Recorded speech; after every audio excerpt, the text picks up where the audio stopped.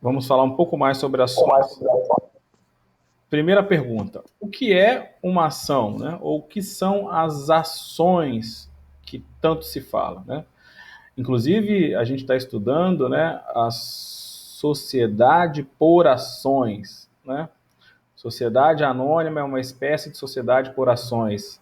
Assim como é uma sociedade por ações, a sociedade comandita por ações, né? Então, além de estar, obviamente, vinculada aí, né, ligada ao nome, né, ela representa o tipo de sociedade que a gente está estudando, né? Então, é uma sociedade constituída por ações. As ações são, né, a menor unidade, né, a menor parte, né, a fração do capital social de uma sociedade por ações, como é a sociedade anônima.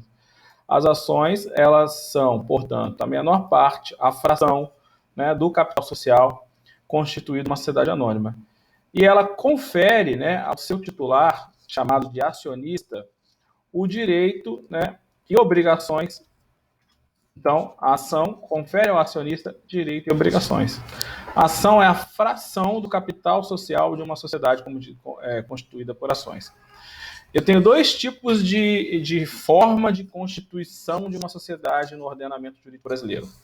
Ou a sociedade será constituída por ações, ou a sociedade será constituída por cotas. Ok?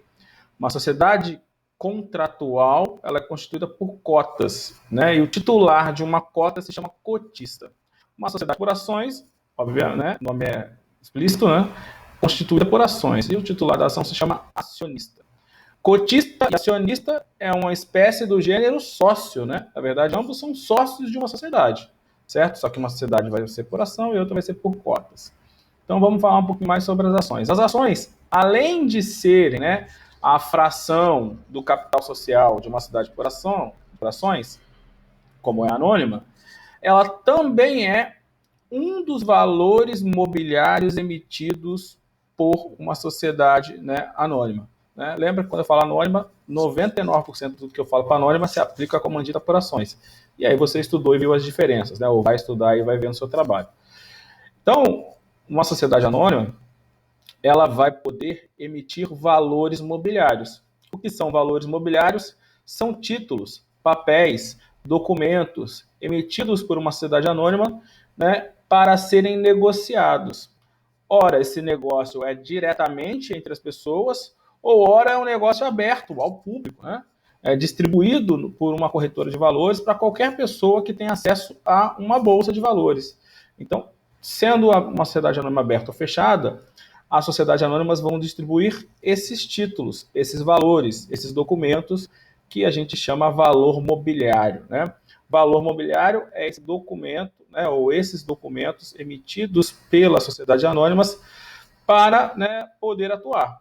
Né? O primeiro, mais importante, né, título emitido por uma sociedade anônima é a própria ação. Por quê? Porque é o título de constituição da sociedade, de criação da sociedade, né, de existência. É óbvio que eu posso ser um acionista e entrar muito depois que a sociedade já existe. Ou eu posso ser um acionista e entrar no momento da formação da sociedade, percebeu? Né? Mas é o mais importante, porque dá vida, né, dá forma da existência da sociedade anônima. Com a sociedade anônima em funcionamento, ela também poderá emitir outros títulos, né, outros valores imobiliários que a gente ainda vai estudar. Né? Eu sempre dou como exemplo aqui o mais famoso, que é a debênture, que é outro valor mobiliário, outro título. Né? Mas além da debênture, tem bônus de participação, não é isso? Tem outros títulos lá que a gente vai ver depois, tá? Não se preocupe. Ok? Então, por enquanto, vamos estudar a ação, que é, ao mesmo tempo, a parcela do capital social de uma sociedade anônima, também é um dos valores mobiliários emitidos lá pela sociedade anônima. Eu acho que falei, né, os valores mobiliários estão previstos e regulados na Lei 6385, né? E existe um rol, né, de valores mobiliários previsto no artigo 2º. Então, o artigo 2º da Lei 6385 prevê, logo no inciso 1, são valores imobiliários, inciso 1, né, as ações, as debêntures e os bônus de subscrição. Então, a ação, além de ser a menor parcela, né, do capital social, também é um valor mobiliário, segundo a lei 6385, né? Já comentamos aí, salvo engano, mas importante aí isso vai ficar bem claro, certo? Primeira, né, coisa que a gente vai fazer com a ação, a gente vai classificá-la, né?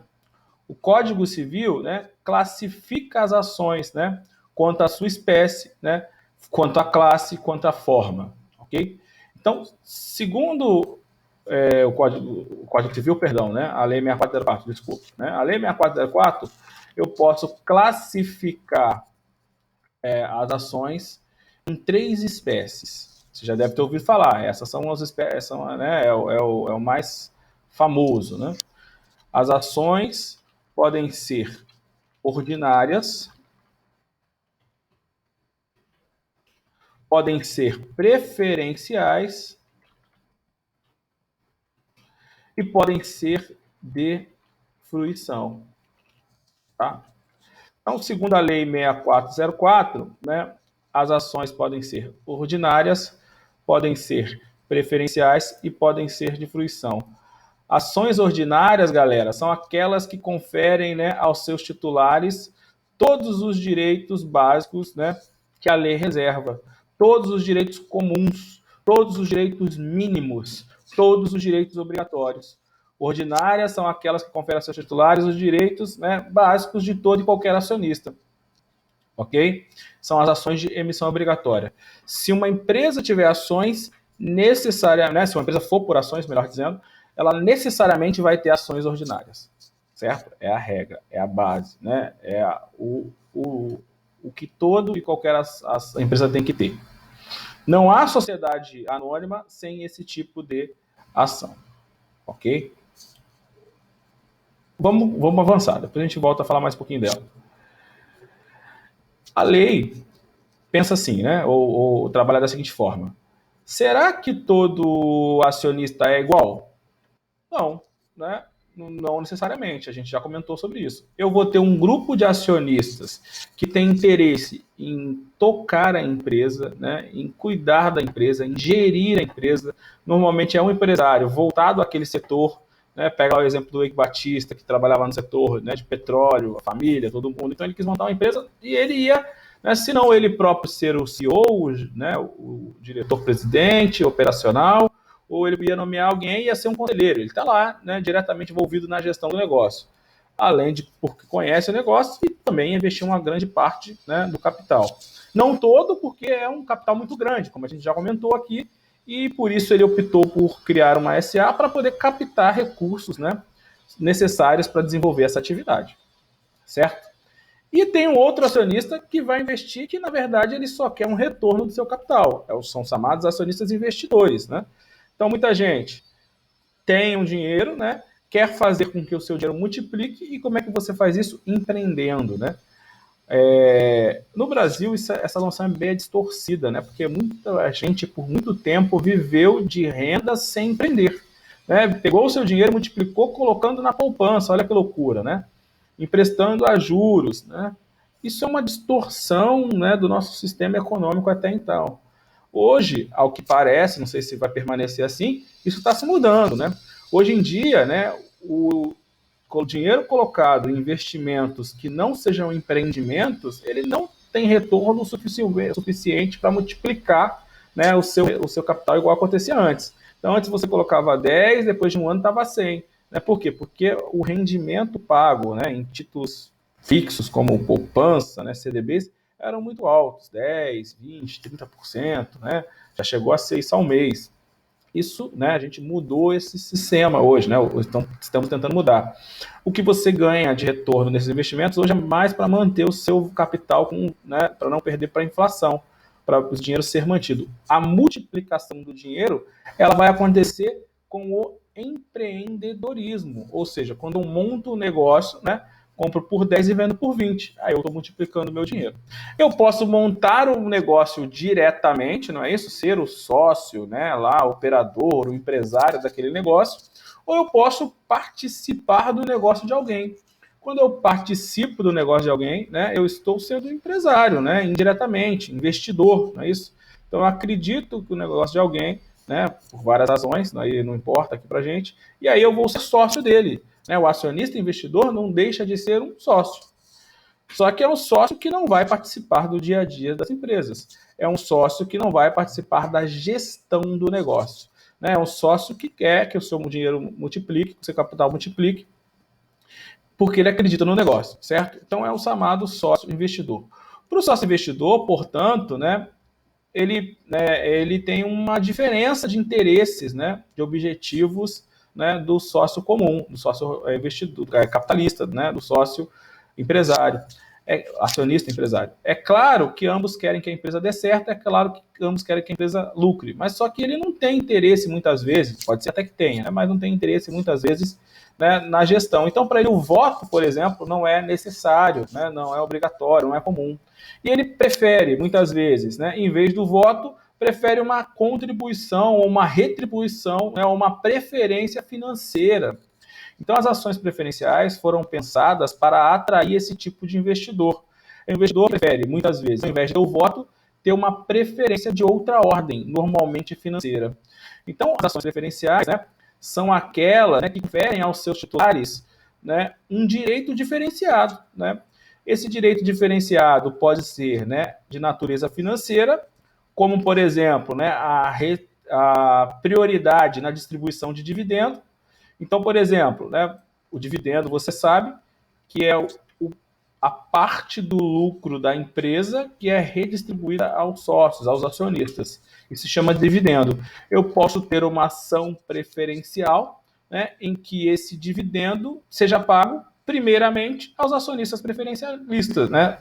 Acionista preferencialista, o dono de uma ação preferencial. Ou seja, o primeiro dividendo no ano pago, sei lá, em março, vai ser para os acionistas preferencialistas. E os outros vão receber? Vão, porque eles também são acionistas. Mas quando? No final do ano, por exemplo. Isso é um exemplo de preferência que uma ação pode ter, né? Receber o dividendo primeiro, né?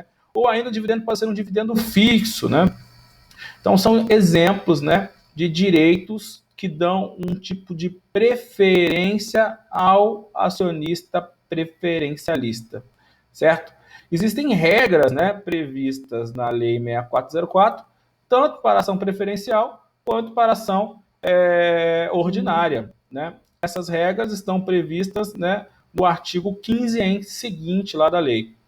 O 15 vai falar, né, ou vai começar a falar justamente disso, né, na possibilidade de dividir as ações em espécies e classes. Então, olha só o que diz o 15, né? As ações, conforme natureza dos direitos e vantagens que confiram aos seus titulares, são ordinárias, preferenciais ou de fruição, certo? Então, alguma coisa a gente já falou e a gente vai aqui destacar para você. Parágrafo 1º. As ações ordinárias da companhia fechada e as ações preferenciais de uma companhia aberta poderão ter mais de uma classe, né? Poderão ser de mais de uma classe, de uma ou mais classes. Né? Não falei de classe ainda, né? Estou falando por enquanto só de espécie, certo? Artigo 16. As ações ordinárias de companhia fechada poderão ser de classes diversas em função de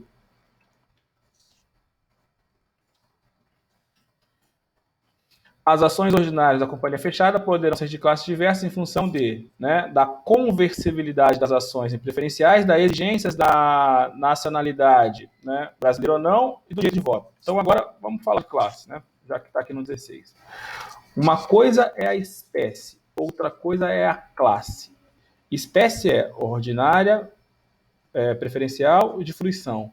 Classe é, né, classe 1, classe 2, classe 3, ou seja, eu vou subdividir a ação ordinária. Eu posso ter uma ação ordinária, né, na empresa? Posso. Posso ter uma ação ordinária 1? Posso ter uma ação ordinária 2? Ou seja, posso ter uma ação ordinária de classe 1? Posso ter uma ação ordinária de classe 2? Posso. Qual é a grande, né, questão? O que a lei fala? O que permite a divisão em classes? Né? Está aí no artigo 16. Por exemplo, a conversibilidade das ações preferenciais, né? A conversibilidade de ações em preferenciais, ou seja, eu tenho uma ação ordinária de classe 1 que não é conversível. Eu tenho uma ação ordinária de classe 2 que é conversível em preferencial. Por quê? Porque às vezes a empresa não tem ação preferencial ainda, mas se ela tiver, né, quais vão ser, podem ser conversíveis em preferenciais? A de classe 2.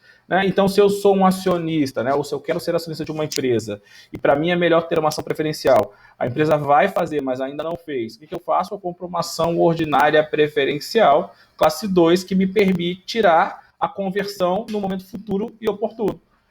Assim, eu sei que isso é bem complexo, bem específico, bem detalhe, mas essa variedade, né, de espécies e classes é para atender a variedade, né, de possíveis investidores, para poder fazer com que os investidores, né, se adequem à melhor situação para ele existente. Outro exemplo, algumas empresas, né, exigem que uma parte dos sócios, se não todos, sejam brasileiros. Você já deve ter ouvido falar, né?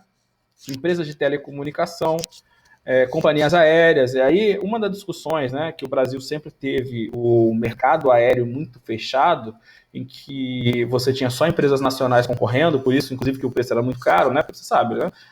Preço das coisas, em uma parte, pelo menos, se não em todo, é oferta e demanda, né? Pessoas oferecendo o produto, quanto mais, teoricamente, o preço é menor. Eu só tinha empresas nacionais oferecendo passagens aéreas, né? Empresas, companhias aéreas.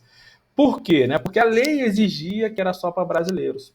Isso ao tempo está se abrindo, né? E hoje abriu totalmente. Eu posso ter, inclusive, empresas estrangeiras, né, atuando nesse setor. Em determinado momento, eu tinha que ter, sei lá, a maioria das ações para empresas brasileiras e a minoria poderia ser estrangeiras. Então, imagine que a lei exige que 51%, né, ou 50 mais 1% das ações das companhias aéreas sejam para brasileiros. E o restante pode ser para estrangeiros. Então, eu vou ter uma ação ordinária, né, em que a classe 1 é só para brasileiro, né? Está aí no 16, inciso 2. E a classe 2 pode ser para qualquer pessoa, inclusive estrangeiros, certo? Então, isso é por isso que eu classifico, né, as ações também, né, além das espécies, eu tenho as classificações. Essas classificações vão atender, né, interesses dos acionistas e da legislação em vigor, muitas vezes, né?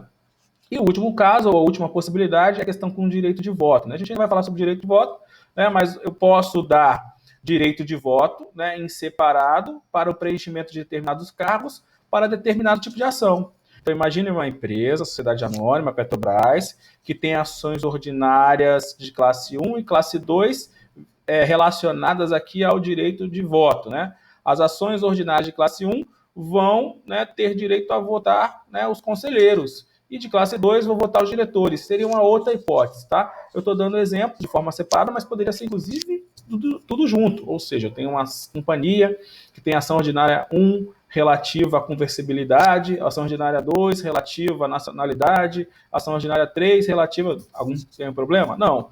É comum? Não, né? Na verdade, hoje a gente está caminhando por um caminho inverso, né? Quando foi criado, isso tinha todo um sentido, que era para fomentar e permitir né, que as companhias aéreas existissem e atraíssem o máximo de investidores.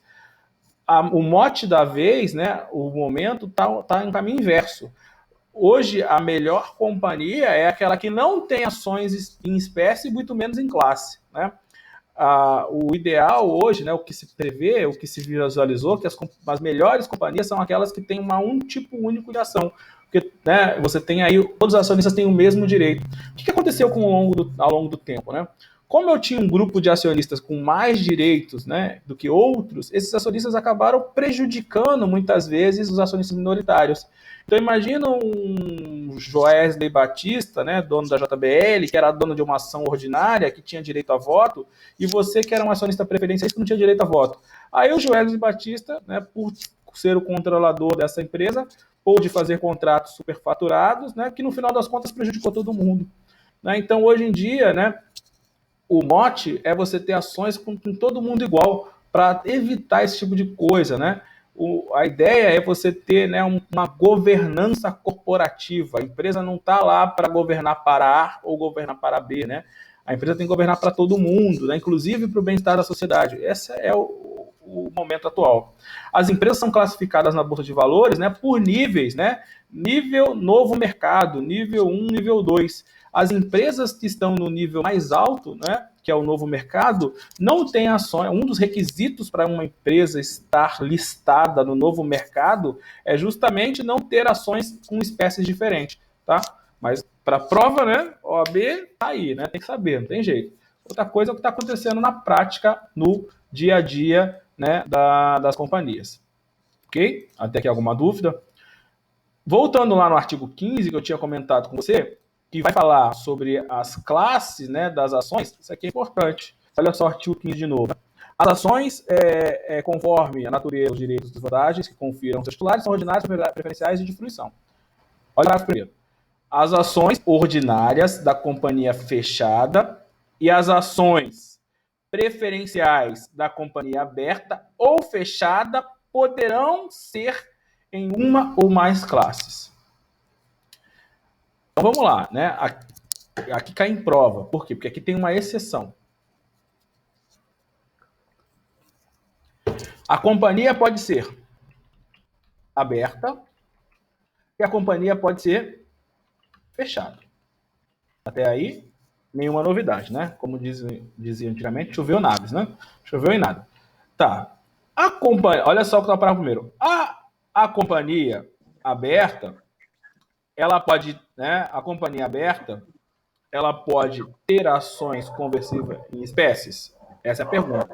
A companhia fechada pode ter ações em espécies? Essa é a pergunta. E em classes? Essa é a pergunta. Daí que você tem que extrair a resposta.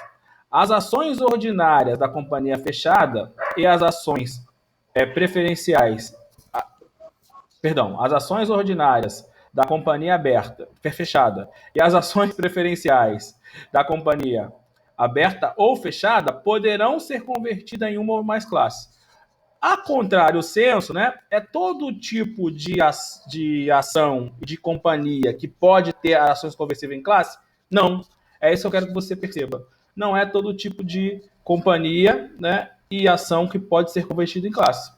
Então, a contrário senso, né, se você pensar, né, as ações preferenciais podem ser convertidas em classe, né? Essa é a pergunta. As ações ordinárias podem ser convertidas em classe? Depende. Então, o que eu queria que você conseguisse pegar, né? Que as ações preferenciais, as ações ordinárias da companhia fechada e as ações ordinárias da companhia aberta, o que ele falou, né? As ações ordinárias da companhia aberta não podem ser convertidas em classe. Então, para resumir o que eu estou tentando dizer para você, as ações, né, ordinárias da companhia aberta não podem ser convertidas. Não podem ter, né, esse tipo. Não podem ser ter duas ou mais classes. Essa é a discussão. Então, existe essa regra aí, né, que eu queria que você pegasse, né? Deixa eu ver se tem aqui um quadrinho. Eu tinha um quadrinho que eu levava para a sala de aula justamente para mostrar isso. Certo? Por essa exceção, né? Por essa exceção que fala a respeito da ação ordinária. Ok? Então, isso é importante para a gente. Depois eu vou achar o quadrinho e vou colocar aqui para vocês. Certo? O que mais que eu não falei ainda que é importante? Ah, eu entendi. Ficou confuso com a merda esse aqui, né? Deixa eu ver se eu acho as classes, ações ordinárias. Esse quadrinho aqui é bem legal de visualizar.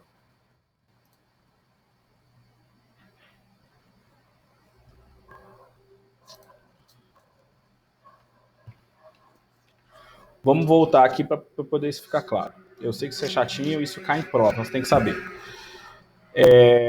De novo, eu tenho dois tipos de companhia. Companhia aberta e companhia fechada. Certo? A companhia aberta, vamos pensar aqui, ela pode emitir ações, certo? De dois tipos, teoricamente. Né? Genericamente falando, eu tenho dois tipos de ações, melhor dizendo. Genericamente falando, esquece as ações primeiro. esquece os tipos de companhia, vamos pensar nas ações. Você já aprendeu que as ações podem ser ordinárias, preferenciais e de fruição. Você já aprendeu que, na teoria, uma ação ordinária pode ter classes, uma ação preferencial pode ter classes. Foi? Agora vamos juntar as duas coisas. Companhias abertas e companhias fechadas, e ações preferenciais e classes de ações. Ações preferenciais ordinárias e classes de ações. A pergunta é, toda companhia aberta e toda companhia fechada pode emitir ações preferenciais e ações ordinárias com classes ou sem classes? Essa é a pergunta. E a resposta você tem que extrair do artigo 15, parágrafo 1º, que vai restringir isso. Ok? O que diz o artigo 15, parágrafo 1º?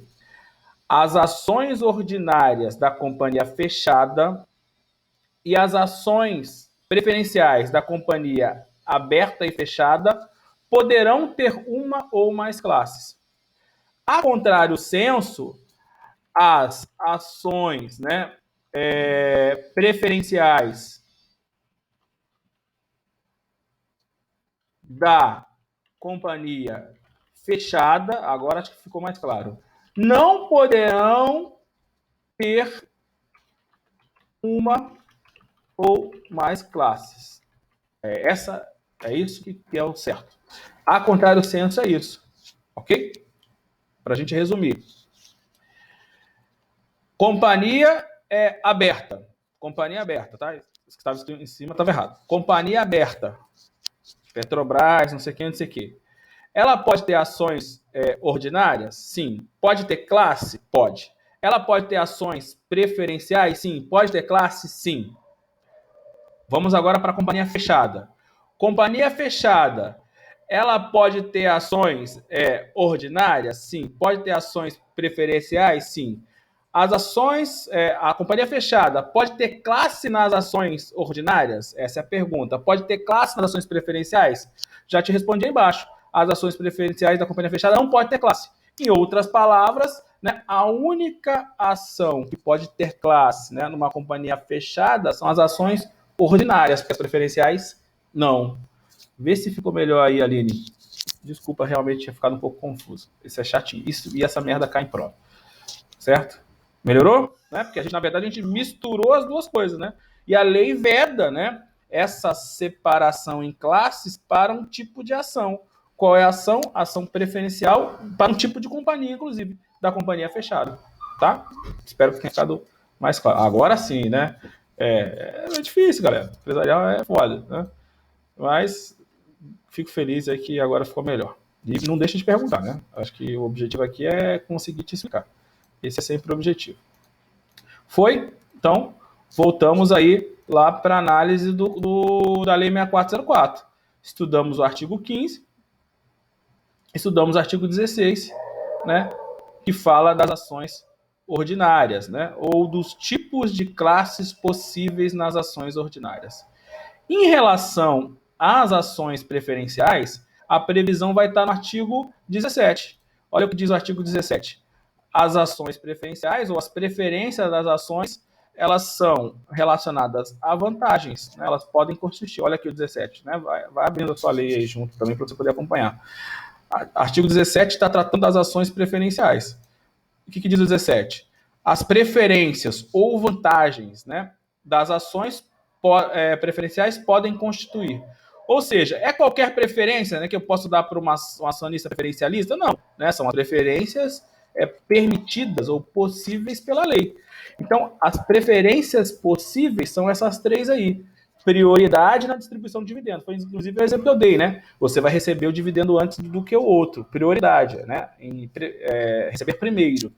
Ou dividendo mínimo. Uma outra vantagem ou preferência que um acionista pode ter é receber o dividendo mínimo. Então, imagine, invista na minha empresa aqui, Petrobras, compre uma ação preferencial que você vai ter como vantagem receber, por exemplo, no mínimo 10% do lucro da companhia, no mínimo 10% do valor da ação. Aí eu vou criar um critério, né, para dizer qual é o mínimo que você vai receber, certo? Isso é uma vantagem que um acionista ordinarialista, por exemplo, não pode não ter, ok?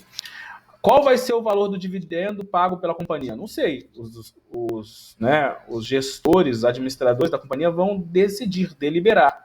Regra geral, uma empresa tem que dividir, né, no Brasil, pelo menos 25% do seu lucro como dividendo. Mas pode ser mais, pode ser 50%, pode ser 40%, né?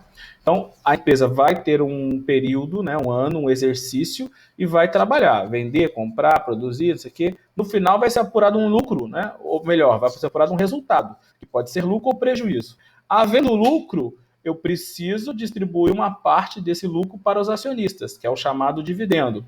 Qual o percentual que vai ser dividido? Vai ser 100% do lucro? 50% do lucro? Vai ser só o Calei manda, né? Quem vai decidir são os gestores. Aí vai ter que ver no estatuto. Vai ser os conselheiros, ou os diretores, ou ambos. Normalmente os conselheiros. Né? Vou dividir 50% do lucro. Ok. Dos 50% do lucro dividido, né, os acionistas preferencialistas recebem primeiro. Ou recebem, no mínimo, né, X% do lucro. Percebeu? Seria um segundo, né, tipo de vantagem.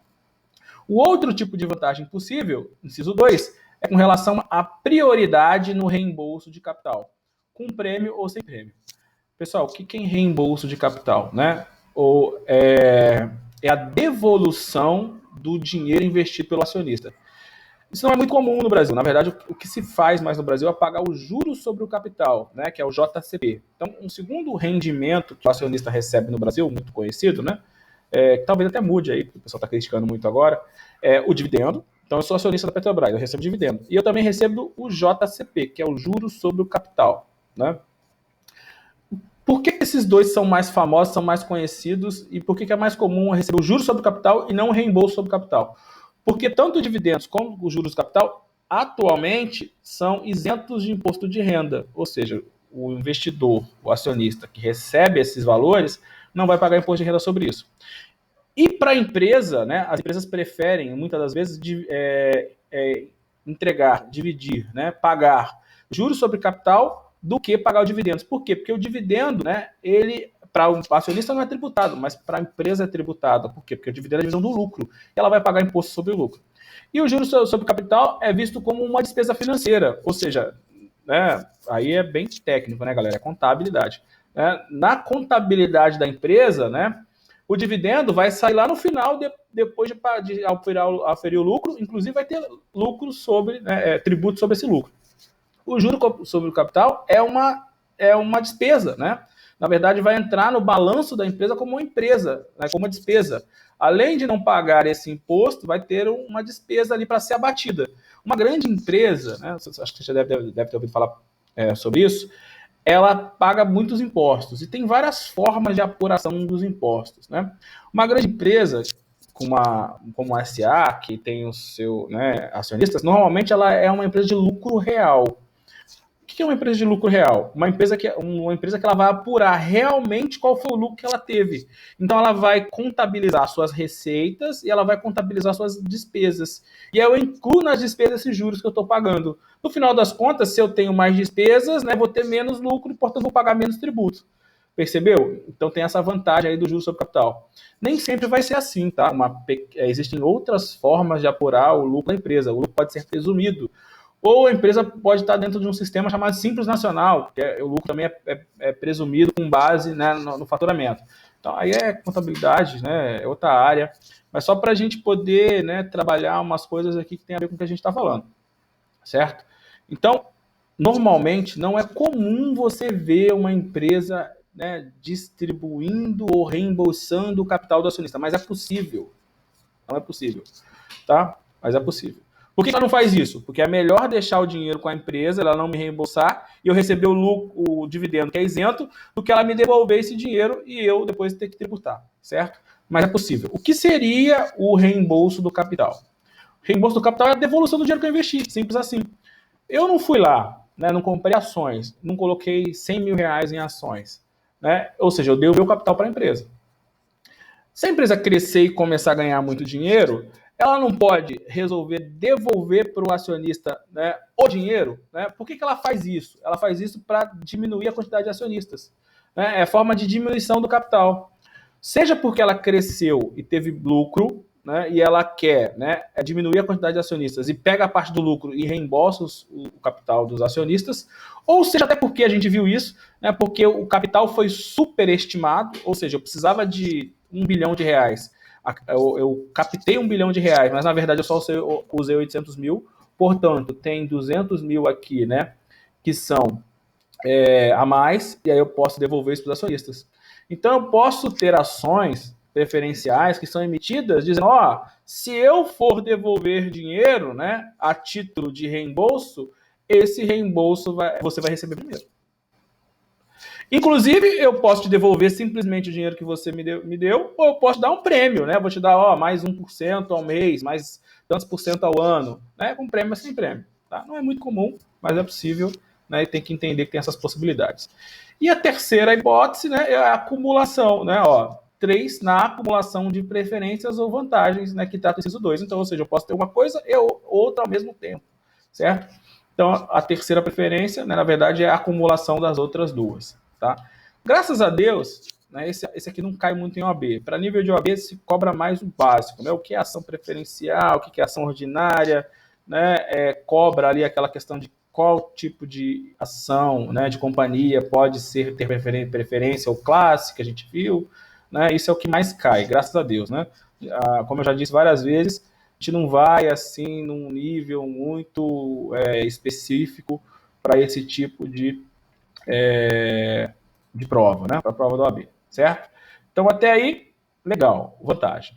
A outra coisa, né, que é importante, que cai em prova, que acho que eu não falei, é um limite que tem com relação às ações preferenciais. Tá? Prova da OAB, o máximo, né, se estivesse em sala de aula, eu ia falar assim, anota aí, faz 5 estrelinhas aí, coração, porque isso aqui eu vou cobrar na prova, né? O máximo de ações preferenciais sem direito a voto ou com restrições a esse direito tem que ser de 50%. Então a lei vai colocar um limite. Posso criar ações preferenciais ordinárias? Posso. Posso criar 100% de ações preferenciais sem direito a voto? Não. Qual é o limite? 50%. Certo? É regra, não tem jeito. Eu sei que você adora regra, né? É igual português. Por que tem que ser crase? Sei lá, porra. Alguém inventou essa merda, falou que assim faz melhor e ficou sendo assim. Depois, inclusive, tem coisa que muda, né? Não é mais assim. Mas aqui é assim. O legislador, acreditando, né, lá naquela época, já que não dava para ter um monte de gente sem direito a voto, ele colocou um limite. Né? Ação preferencial sem direito a voto, no máximo 50% das ações. É limite, acabou. Né? Não tem jeito. Né? Por que ele colocou isso? Ele teve um motivo, mas na prática acaba ficando meio que uma regra, né? Meio que uma decoreba para você. Diga. Dúvida não, né? Ou não? Vamos lá. A terceira classe, terceira espécie, perdão, que eu acabei ainda não falando, é as ações de fruição. Ok? O que são ações de fruição? É uma terceira espécie de ação. Ação de fruição são aquelas, né? Vamos pensar aqui, antes de eu falar e definir, vou te explicar. Você se tornou sócio de uma empresa, né? De uma companhia, da Petrobras, comprou ações ordinárias. A Roberta, não sei se ela está aí, se tornou a sócia de uma empresa que comprou ações preferenciais. Durante o processo, né, durante o funcionamento da empresa, a empresa teve lucro, na verdade. E ela lucrou lá o ano passado, né, o Itaú, não sei quantos bilhões de reais. Pode ser que os acionistas resolvam, né, amortizar ou devolver o dinheiro, não é isso? Reembolso de capital, já vimos isso. Quando ocorre, né, o chamado reembolso de capital, né, o que está acontecendo? Está havendo uma devolução do valor pago pelo acionista. Pode ser que eu devolva o valor total e ele perca o acionista, ou pode que transforme a ação. Ou seja, a ação de fruição era uma ação que era ordinária, ou que era preferencial, e que a empresa resolveu devolver o capital, mas não resolveu tirar a ação do mercado. Na verdade, ela transformou a ação em ação de fruição.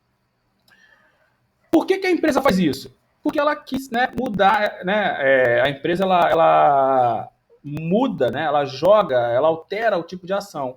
eu tive um monte de lucro, certo? Eu posso fazer várias coisas com esse lucro. Eu posso reinvestir na companhia. Eu posso dar como dividendos. Eu posso, né, amortizar os meus acionistas. Então, você pagou R$10 uma ação. Eu vou falar assim, ó, bonitão, né, tu pagou 10. Eu vou te dar 5 de volta. Né? Ou melhor, eu posso, inclusive, te dar tudo. Você pagou 10 e eu estou te devolvendo os seus 10. O que eu estou fazendo com você? Eu estou amortizando o valor que você teria direito em caso a empresa feche. Se a empresa fechar, o que vai acontecer? Né? Se a empresa for, por exemplo, uma falência, eu vou pegar aquele patrimônio que tem e vou dividir entre os acionistas, certo? Então, um dos direitos essenciais do acionista, todo ele, é o quê? É receber a parte do valor que ele teria direito caso a empresa feche. Não é isso? Você não é um acionista e você não tem a fração do capital social. Você colocou ou comprou durante o processo de formação a fração do capital social. Em algum momento, né, teoricamente, essa empresa pode vir a ser fechada, seja porque está em dívida ou seja porque os sócios decidiram. Se isso acontecer, você tem, novamente, direito à fração daquele capital social, que pode ser mais ou pode ser menos, não importa. Ou seja, você como acionista tem direito a receber uma parcela do capital social que a empresa tem, certo? É seu direito natural em razão de você ser sócio. A empresa teve lucro, ou seja, ela gerou um dinheiro em razão do seu funcionamento. E ela pode optar por devolver ou antecipar ou amortizar esse direito que você teria lá na frente. Ok? Por que a empresa faz isso? Resolve te antecipar um dinheiro que você teria direito lá na frente. Porque ela quer mudar o quadro, né? Ou os tipos de ações que existem no mercado. Então, vou te dar um exemplo, talvez fique mais claro. Petrobras tem 1 milhão de ações ordinárias. Petrobras tem 500 mil ações preferenciais. Se a Petrobras teve um lucro extraordinário e ela quer amortizar 10% das ações ordinárias, o que ela vai fazer? Ela vai diminuir a sua quantidade de ações de 1 milhão para 900 mil. Consequentemente, o que vai acontecer com o preço da ação que existe no mercado? Vai subir, não é isso? Tudo, né, ou muito na economia é o quê? Oferta e demanda. Se eu tenho 1 milhão de ações, a ação deve custar, por exemplo, R$10. Se eu reduzir né, para 900 mil, provavelmente o preço da ação vai subir. Então, o que vai acontecer com o acionista que mantém uma ação ordinária, que houve um processo, né, de amortização? Vai ter o seu preço subindo. Então, a empresa teve um lucro e ela acha que para valorizar, para beneficiar os acionistas dela, ou pelo menos parte dos acionistas, aqueles que vão permanecer na mesma condição, ela vai fazer o quê? Ela vai amortizar um percentual de ações. Se ela fizer isso, né, ela vai fazer o quê com aqueles 900 mil? Ela vai fazer com que o preço da ação ali suba. Por quê? Porque houve uma amortização de parcela. Ah, professor, e aqueles acionistas que tiveram a sua ação amortizada, eles não vão ter esse lucro? Né, qual é a vantagem do acionista que teve uma ação amortizada e, portanto, virou uma ação de fruição? A vantagem é que ele vai receber o dinheiro dele antecipado. Então, imagine, você comprou uma ação por R$10, a empresa está te devolvendo os R$10 e você ainda é acionista. Você vai comprar outra ação com esse dinheiro. Então, você também tem vantagem. Né? Quem teve a ação amortizada também teve vantagem. Por quê? Porque ela recebeu o dinheiro da ação. Ela vai lá e compra outra ação ou investe em outra coisa. E você vai continuar sendo acionista. Só não vai ter mais o direito de receber aquele valor em caso de fim da empresa. Então, por exemplo, você vai continuar tendo direito a dividendos, ou seja, vai ter um outro tipo de ação. Então, em resumo, a ação de fruição é uma ação que foi transformada. Era uma ação preferencial ou era uma ação ordinária que mudou de classe em razão da amortização realizada pela empresa. Tá? Essa é a mais difícil, espero que você tenha entendido. Vou colocar o conceito aí no chat para você. Né? São aquelas que os acionistas cujas ações foram totalmente amortizadas. Seu titular está sujeito às restrições, não é isso? Mas vai ter os benefícios. Quer ver? Deixa eu colocar aqui, deixa eu ver a pergunta. São aquelas... mas ele vai poder vender ação? Sim, vai poder vender. Só que ele tem uma ação ordinária agora? Não, ele não tem mais, porque a ação dele virou de fruição. Ele tem uma ação preferencial agora? Não, né? Porque a dele ação virou ação de fruição. Obviamente, né, o Galaxy Note 9, não sei quem é, obviamente, quando você tem uma ação de fruição, o preço cai, né? Vamos tentar mexer com números aqui. A ação custava R$10, você tinha uma ação ordinária. A empresa te deu R$10, a sua ação virou de fruição. Ela vai continuar valendo R$10? Não, ela vai valer R$1, por exemplo. Né? Por quê? Porque você já recebeu uma parte do capital. Você vai ter de outros direitos, mas mesmo assim é vantajoso. Por quê? Porque você vai ter uma ação que vale R$ 1, mais os 10 que ela valia que você já recebeu. Né? Então, sim, a pergunta é, ele vai poder vender a ação? Vai. Só que provavelmente o valor não vai ser o mesmo. Por quê? Porque ela vai desvalorizar em relação ao preço que ela tinha, em razão de você já ter recebido uma parcela. Mais ou menos igual acontece, né? Quem está investindo no mercado já viu isso, né? A ação custa R$ 10. Amanhã a empresa distribui o dividendo. Ela cai para o valor menor. Por quê? Porque ela perdeu um dinheiro, vamos dizer assim. Né? Porque ela custava 10. A empresa distribuiu 10%, ela vai para R$ 9. Por quê? Porque ela teve um valor pago. É mais ou menos isso que acontece. Né? Mas esse foi só um complemento aí para quem já está vendo. Então, entendeu? Né? Ela vai poder vender? Vai, só que provavelmente ela vai ter outro preço, em razão da mudança de tipo de ação, tá? Então, ações de fruição são aquelas em que os acionistas, cujas ações foram totalmente amortizadas. O seu titular estará sujeito às mesmas restrições e desfrutará dos mesmos direitos, só que ele vai ter um outro tipo de ação, uma outra espécie, chamada de ação, né, de fruição. Ok? Deixa eu ver aqui, ficou alguma coisa? Acho que não. Alguma dúvida? Vamos continuar. Além de classificar as ações, né, com relação à espécie, eu posso classificar a relação em relação à circulação. Né, ação, perdão. Ou seja, as ações circulam da mesma forma? Não. Eu tenho duas formas de circulação das ações. Ou as ações vão circular de forma, né, nominativa, ou as ações vão circular de forma escritural. Certo? As ações vão circular de forma nominativa ou as ações vão circular de forma escritural. Nominativa são aquelas ações que, né, circulam com o nome do beneficiário, ou seja, né, em que há o nome do proprietário, né, num livro de registro de ações nominativas. Não sei se você vai se lembrar, né? Provavelmente o Saad falou isso, tenho certeza disso. A empresa, né, toda ela tem livros obrigatórios, livros de controle, livro de registro de empregado, que é o mais comum, você já deve ter visto, né, aquele livro preto, que você põe uma fotinha no meio, né, põe lá a data de admissão, cargo, salário, horário de trabalho, já viu? Livro de registro de empregado você já deve ter visto. Né? Livro caixa, livro razão, livro diário. Né, aí vocês devem ter estudado livros obrigatórios, livros facultativos, né?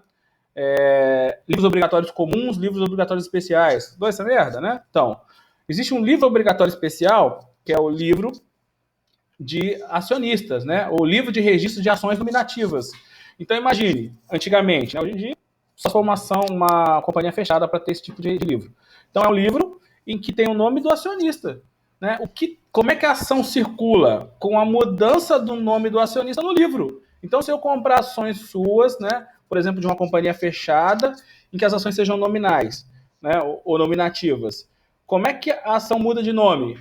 Com a mudança do meu nome no livro. Eu vou ter que né, o diretor, o responsável, vai ter que alterar ou lavrar ou escrever no livro que a ação do João, né, ou 100 ações que o João tinha, agora são do José.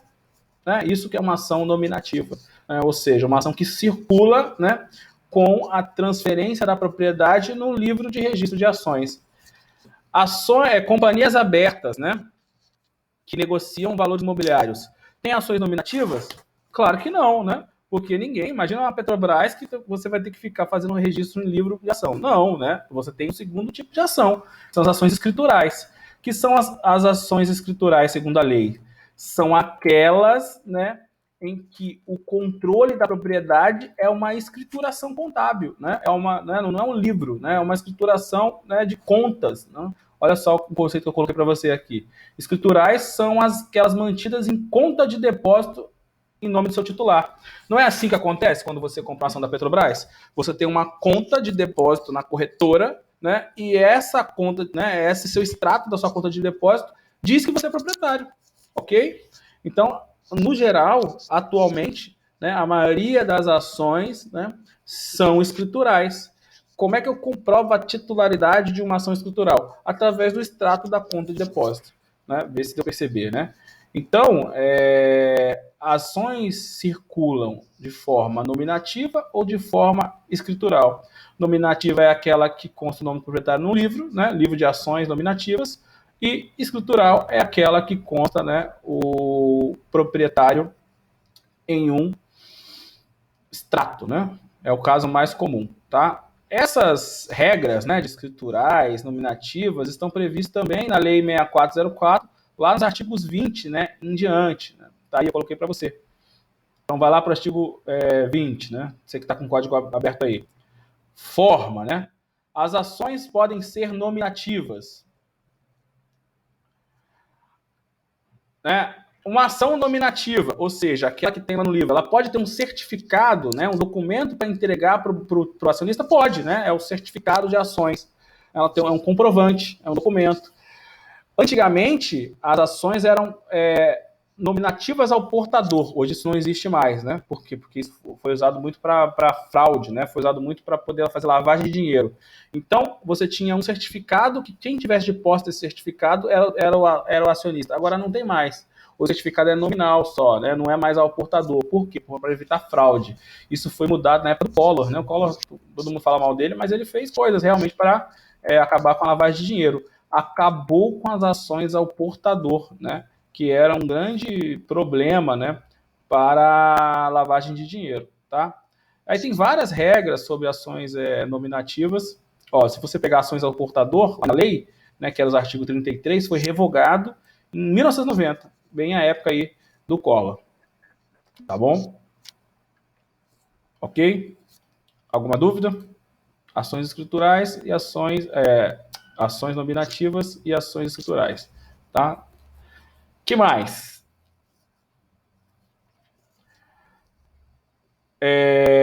Vamos seguir. Vamos falar agora sobre acionistas, ok? O que são acionistas? Fácil, né?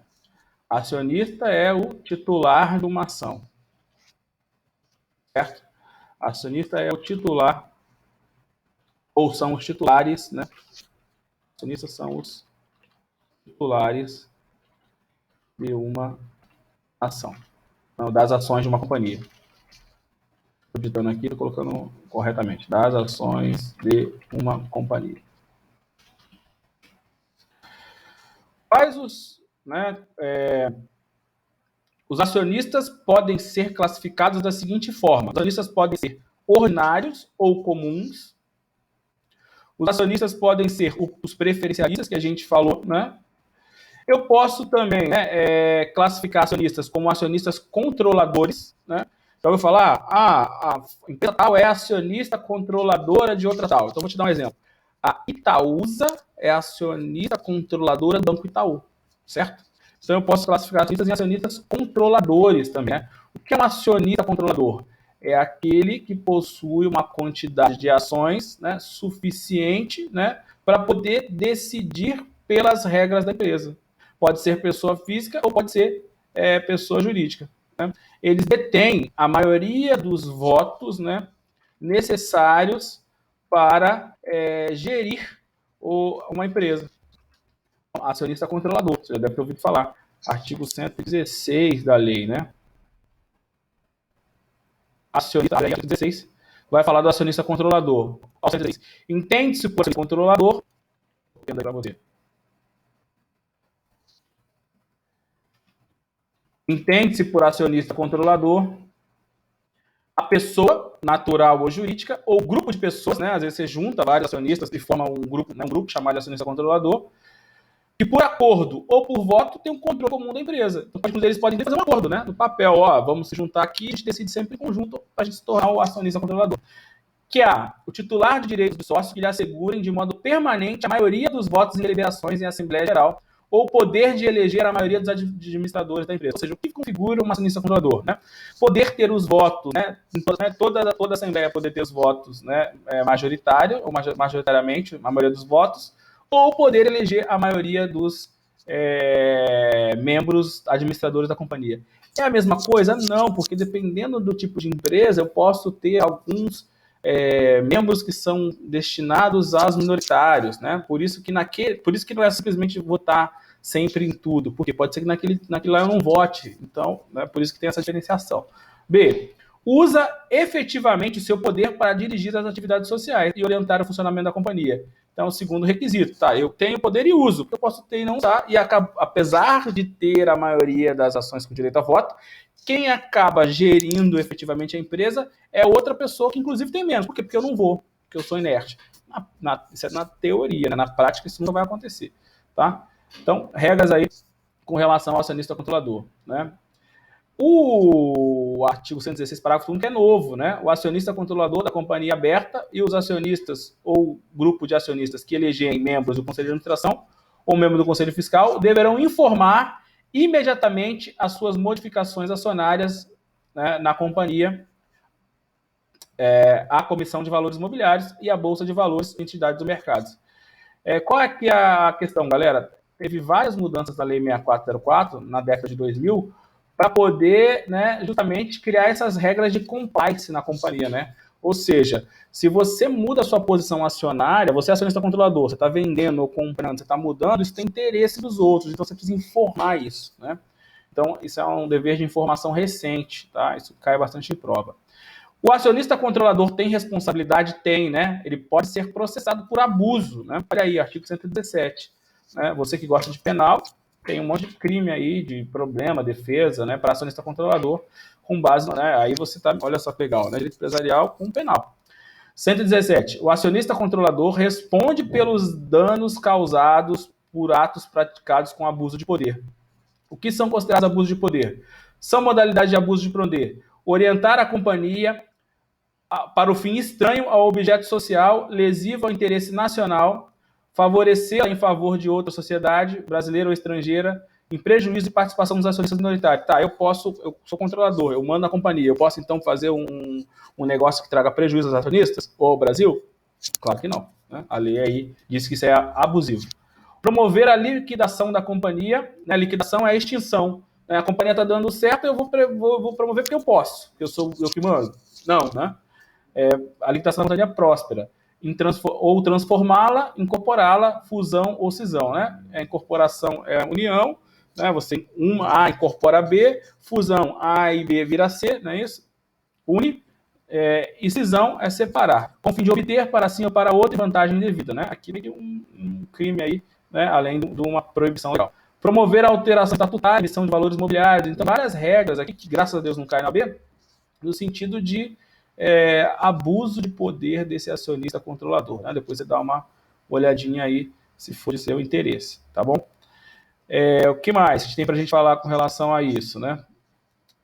Eu tenho os famosos acionistas minoritários, né? Quem são os minoritários? É aqueles, se de um lado eu tenho um acionista controlador, de outro lado eu tenho quem não controla, né? Que são os acionistas minoritários, né?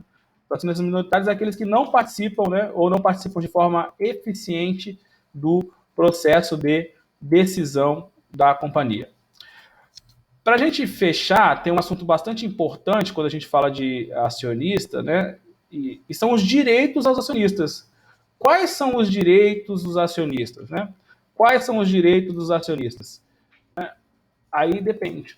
Existe o que a gente chama, né? Esse cai em prova, tá? Anote aí, vai cair na prova. Então, só prova da OAB. Direitos essenciais dos acionistas. Então, a lei vai estabelecer o que a gente chama de direito essencial acionista. Ou seja, todo e qualquer acionista ordinarialista, preferencialista, né, vai ter direito aos direitos essenciais. O de fruição também, exceto um, que é o de antecipar.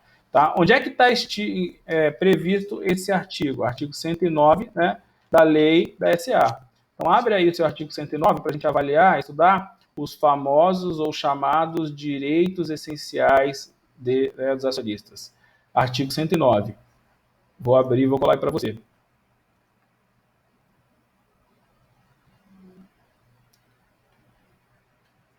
Então, segundo a lei, nem o estatuto social, nem a Assembleia Geral, ou seja, nem o estatuto, nem uma reunião de acionistas poderão privar o acionista dos seguintes direitos, ou seja, são direitos essenciais, ninguém pode tirar.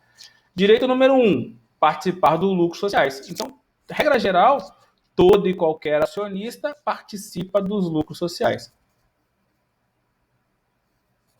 Obviamente, a gente já viu que se eu tenho uma ação, é uma companhia que tem ações preferenciais e ações ordinárias, e a ação preferencial dá direito a receber um dividendo mínimo, né, ou antecipado, afeta esse direito? Não. Né? Todo mundo tem direito a receber. Não está dizendo que todo mundo tem direito a receber no mesmo tempo, ou da mesma forma, mas todo mundo tem direito a participar dos lucros da companhia.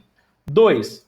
Participar do acervo da companhia em caso de liquidação. É isso daqui que vai dar origem ao acionista de fruição. O que é participar do acervo da companhia em caso de liquidação? É participar dos bens, né? Acervo são os bens, o patrimônio da companhia em caso de liquidação. Então imagine que a empresa foi montada, você se torna um acionista. E aí, por qualquer razão, ou vamos pegar uma razão mais real, né? Por a empresa começar a dar prejuízo, então aquela empresa do Eike Batista, a gente colocou R$1 bilhão. Ela deu prejuízo, 900 milhões de capital, 800 milhões. Quando chegou em 500, eu falei assim, peraí, né? Melhor parar com isso. Né? A gente decidiu em assembleia que era melhor parar com isso, porque a companhia vem dando prejuízo e o que a gente acreditava que ia acontecer, o petróleo ia subir, não sei o que, ia descobrir o petróleo YXZ, não deu certo.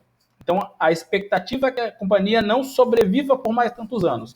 E o dinheiro todo vai se acabar, ela vai ficar se endividada. O que a gente pode fazer? Liquidar. O acionista controlador pode decidir liquidar. E neste caso não é um abuso, né? A gente viu que liquidação de empresa próspera seria abusiva. Por quê? Porque provado, contabilmente, a empresa está dando prejuízo e não tem chance de melhor.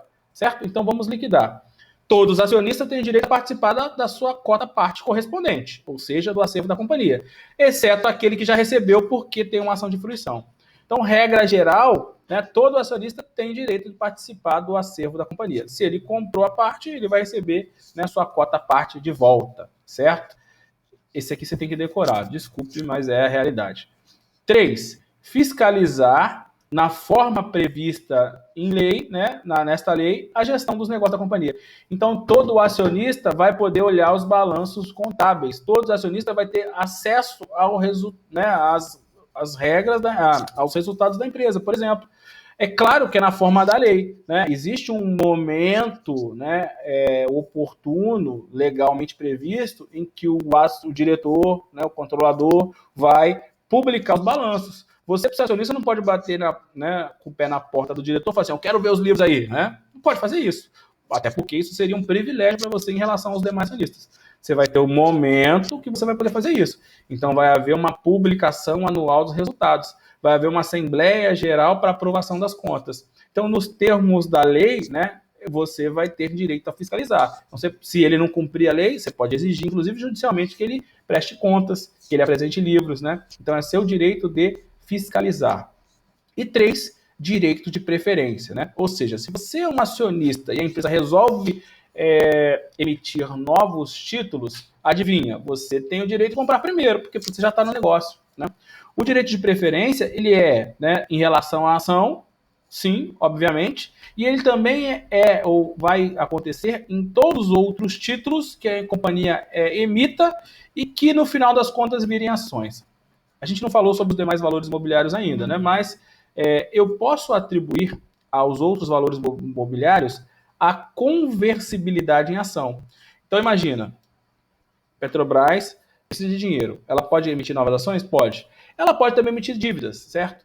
E aí ela pode, inclusive, para conseguir mais gente interessada, falar assim, você compra aqui uma debênture minha e se eu resolver, né, nesse momento eu não quero emitir ações porque não é o momento oportuno, mas se daqui a 5 anos, que é o tempo que você vai resgatar a sua dívida, eu resolver emitir novas ações, você tem preferência. Ou seja, eu estou dando o exemplo de uma debênture conversível em ações. Então, em última análise, esse debenturista que tem uma debênture conversível em ações também tem uma preferência, concorda? Né? Então, os direitos de preferência são direitos dos acionistas e todas as pessoas que poderão ser acionistas. Veja aí, né? Inciso 4. Preferência para subscrição de ações, partes beneficiárias, conversível em ações, debêntures conversível em ações e bônus de subscrição. Então, eu sou um acionista, eu tenho direito a comprar novas ações? Tenho. E todos os valores, títulos, né, que a gente vai estudar ainda, que são conversíveis em ações, porque em última análise vão afetar o meu direito, né?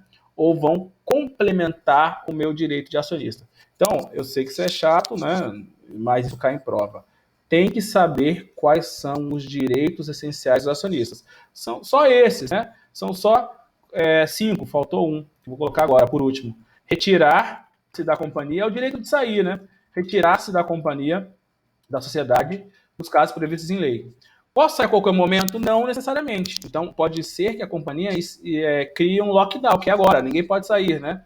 Então, imagine, a empresa começa a cair muito de preço. E aí a tendência é que todo mundo queira vender antes que quebre, né? Aí o que ela pode fazer? Ela pode instituir um lockdown, ou seja, ninguém pode vender.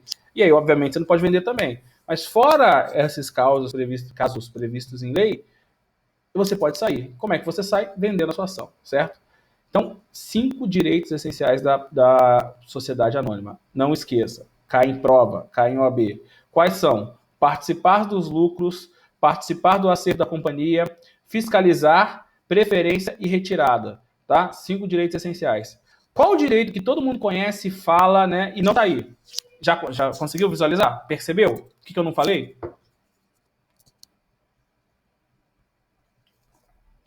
Você está aí ainda ou foi almoçar? De manhã não tem live, né?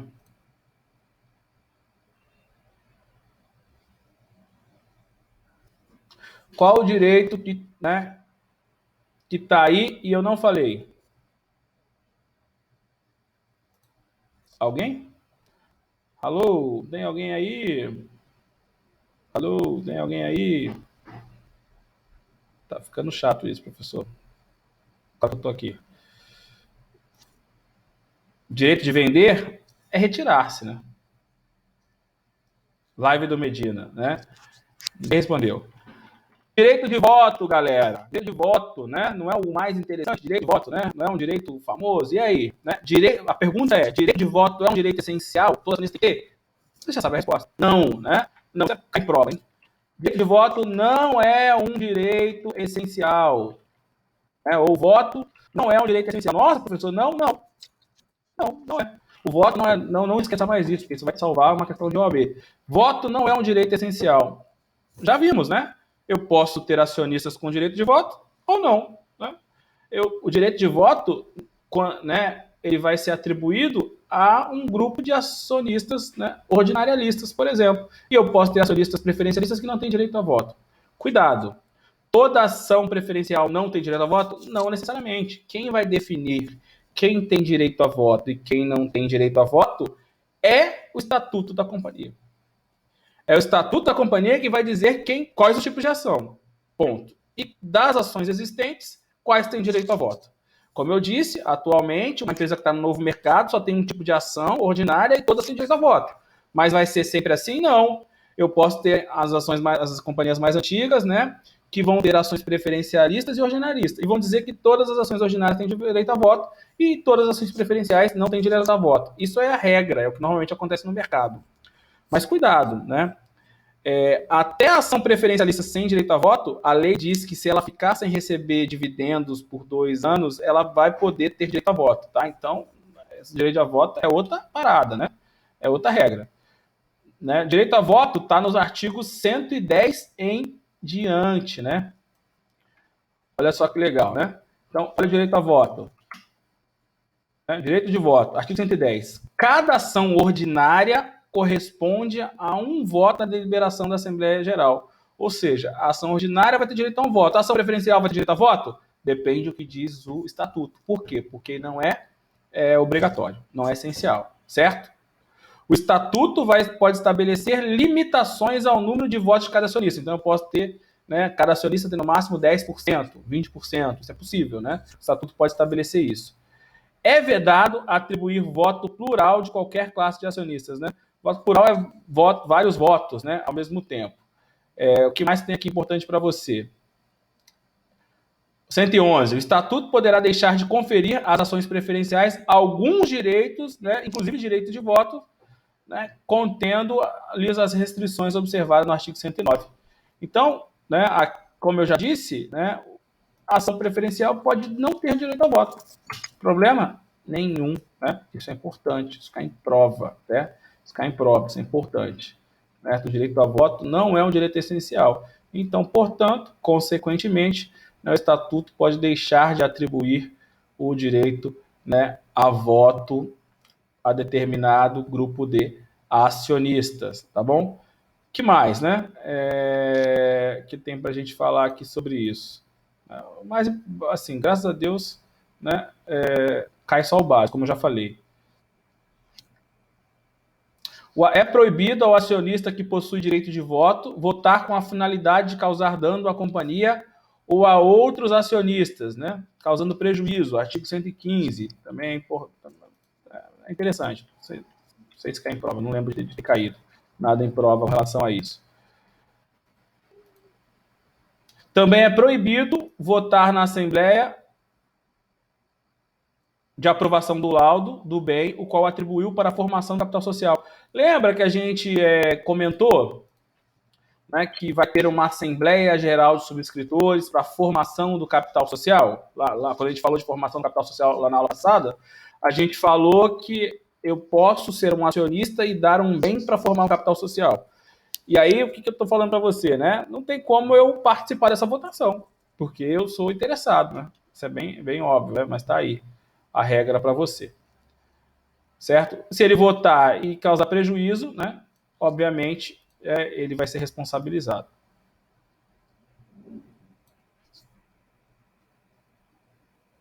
Ok? Pessoal, basicamente é isso, tá? Tem um voto múltiplo que a gente vai ver depois para eleição, mas quando a gente falar de Assembleia, eleição para o Conselho de Administração. Não vou entrar nisso agora. Certo? Alguma dúvida?